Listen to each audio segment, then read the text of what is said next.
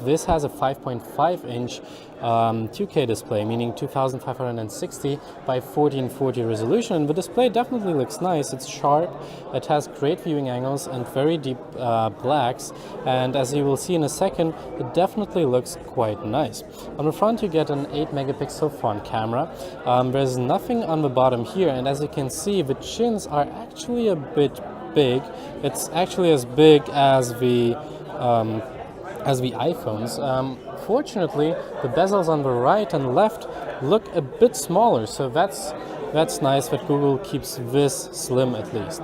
What I also noticed when I took it in the hand for the first time, it actually is very light. It's so much lighter than the iPhone 7 Plus, at least it feels lighter. On the left side you can put your nano SIM card inside here. There's no storage expansion in this slot.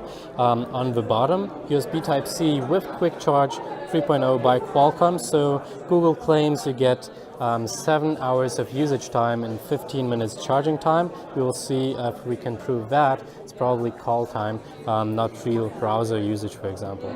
Also, there's a microphone on the right, a single speaker on the left. It does get quite loud, but we will see in the final review how good it stacks up to the other competition.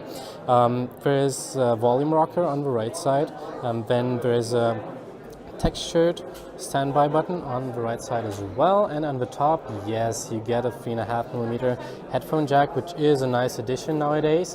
You usually don't get that anymore, at least not with Apple and not with Motorola anymore. So the back and the frame of the phone are made out of one piece of solid aluminum, and it definitely feels really nice in your hand. It has some nice curves, so it does feel nice in your hand.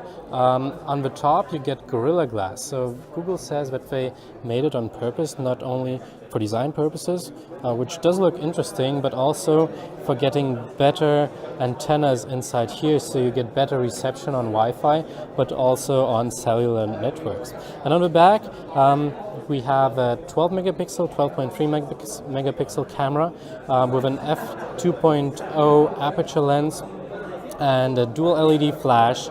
Unfortunately, no optical image stabilization, so we will have to find out how good this phone behaves in low light situations. The pixels are quite big, with 1.55 micron.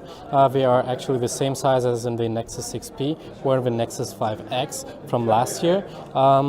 But as I said, no longer exposures, since you don't get optical image stabilization here, but they do have digital image stabilization for video, which actually looks quite nice.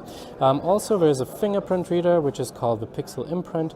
On the back, there are no added features to it. It just unlocks your phone, and of course you can pay with Google Pay. So now let's have a further look at the Google Pixel XL here at the Berlin event. We have the fingerprint reader on the back, which is actually quite fast. If we lock the phone again and unlock it, you see by the time we turn around the phone, it actually is unlocked. So this is pretty quick. Also, with the Pixel XL, you get the newest Android version, which is 7.1 Nougat. But first of all, we have a look at the app drawer. So you can swipe up to see all your apps, which is new with the app launcher in Nougat. You can also search the apps at the top. So that's also quite convenient, like Chrome over here. If we go back, what's also interesting is you can long press an app, like for example the Photos app, to tap on the quick search, for example, or you can long press and add this feature to the home screen, like your home address, and you just have your home address as an app icon on your home screen. So that is quite convenient. Also, you can just jump into YouTube search by tapping it, and then you're just ready to go, which is actually quite convenient and resembles a bit Apple's Force Touch features. So if we have a look at the settings, we swipe down and go right into the settings over there, you can see that this is running Android 7.1, which is the newest version of Nougat,